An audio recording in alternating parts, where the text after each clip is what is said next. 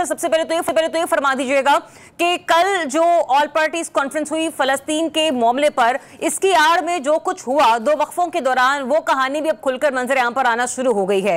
ये भी बता दीजिए कि जब SCO समिट का इजलास होगा, जिसके बाद कोशिश की जा रही है कि हुकूमत इस आईनी तरमीम के मामले को टेबल करने जाएगी, तो इस वक्त आपको क्या लग रहा है कि मौलाना की स्टैंडिंग कहां पर है? और क्या आप लोग पाकिस्तान तहरीक इंसाफ, आप लोगों ने एहतजाज कर लिया, जलसे जुलूस कर दिए, नेक्स्ट आप लोगों की हिकमत अमली क्या है, किस तरीके से इस मामले को रोका जाएगा? तो बिस्मिल्लाहिर्रहमानिर्रहीम, बहुत शुक्रिया। देखिए, मौलाना की अपनी सियासत है, तहरीक इंसाफ की अपनी सियासत है, और जहाँ तक तरमीम की बात है तो जो मतलूबा स्कोर चाहिए गवर्नमेंट को वो उनके पास नहीं है। अच्छा, अगर मौलाना उनके साथ मिल भी जाए तब भी उनको 2-3 बंदों की जरूरत पड़ेगी। तो ये अब इम्तिहान है तहरीक इंसाफ के ऊपर भी, उनके मेंबरान के ऊपर भी, कि वो कायम रहते हैं। इंशाल्लाह उम्मीद तो यही है कि वो कायम रहेंगे। बड़ी बड़ी ऑफर्स आ रही हैं। और किस किस्म की ऑफर्स आ रही हैं यूसुफ सईद साहब?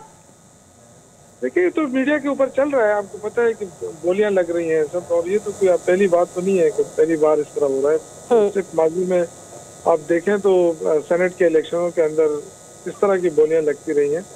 लेकिन बहरहाल ये एक इम्तिहान है सब लोगों के ऊपर, क्योंकि ये अमेंडमेंट सिर्फ तो इस सियासी नीलामी के माहौल में पाकिस्तान तहरीक इंसाफ अपने रहनुमाओं को, अपने MNAs को किस हद तक समेटे हुए है?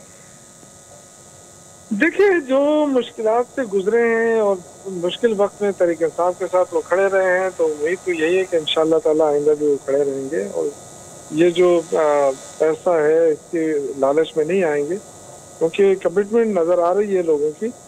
और इंशाल्लाह हमें पूरी तरह उम्मीद है कि गवर्नमेंट ने हर हरबे इस्तेमाल किया, और इस वक्त जो कार्रवाइयाँ हो रही है तहरीक इंसाफ के खिलाफ, वो सारा प्रेशर है। अच्छा, और लोगों को मजबूर करने की कोशिश हो रही है कि देखें तहरीक इंसाफ जो है वो कुछ भी नहीं है, और हमारे पास ही सारी ताकत है। लेकिन ये ताकत शायद इससे पहले भी लोगों ने इस्तेमाल की है। जनरल मुशर्रफ सबसे ज्यादा पावरफुल थे किस जमाने में, लेकिन बाद में उनको भी जाना पड़ा। तो ये ताकतें वगैरह कुछ वो नहीं है इंशाल्लाह ताला। लेकिन शौकत यूसुफ सईद साहब, एक तरफ अब ताकत का इस्तेमाल जब हम बात करते हैं तो ताकत तो आपके वोटर्स ने, आपके कारकुनान ने भी बहुत दिखाई। अब जो हुआ इस वीकेंड के दौरान डी चौक पर जो कुछ भी होता रहा, कुछ गिरफ्तारियां, कुछ क्या मैं कहूँगी बहुत गिरफ्तारियां मिलाएंगे पाकिस्तान तहरीक इंसाफ के कारकुनान की तरफ से। खैबर पख्तूनख्वा की लीडरशिप तो हमें नजर आती है, पंजाब की पाकिस्तान तहरीक इंसाफ की लीडरशिप हमें नजर नहीं आती। और ऐसे में अगर कोई लीड कर भी रहा है, अलीमीन गंडापुर साहब, तो जो कुछ हुआ, जो एपिसोड उनकी हुई, कहीं से गायब होते हैं, कहीं पर नजर आते हैं। अब बड़ा एक मायूसी से फैल गई है पाकिस्तान तहरीक इंसाफ के अपने कारकुनान के दरमियान। देखें, ये एक प्रोपेगेंडा हो रहा है कि शायद तहरीक इंसाफ में बड़ी मायूसी है।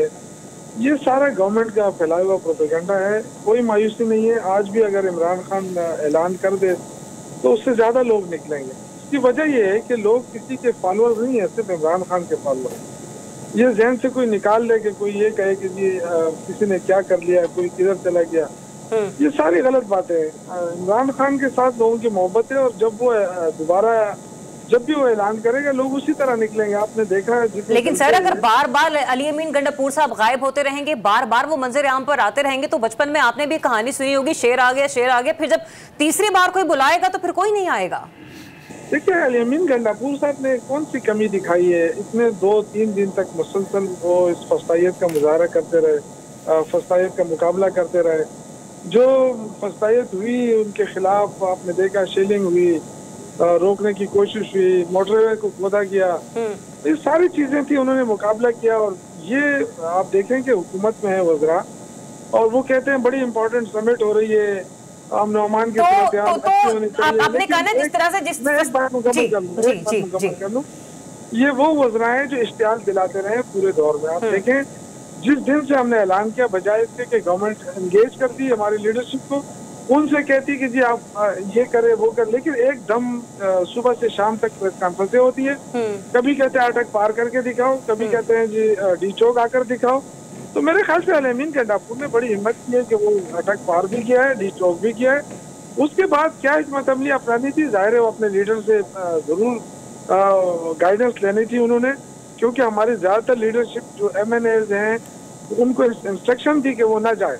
अच्छा। तो डेफिनेटली उसमें से ज्यादातर लोग, कोई सदर है, कोई जनरल सेक्रेटरी है, जी, कोई, जी। तो लीडरशिप तो यही थी ना।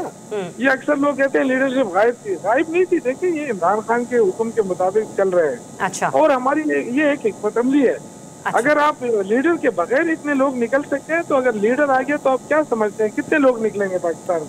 ठीक है, आप ये कह रहे हैं कि आप लोगों की हिकमत अमली इस एतबार से भी थी कि आप लोग किसी सूरत नहीं चाह रहे थे कि वो जो बचे कुछ लोग अब लीड कर रहे हैं फ्रंट फुट पर आकर, वो भी गिरफ्तार हो जाएं और जेलों में महसूर होकर रह जाएं।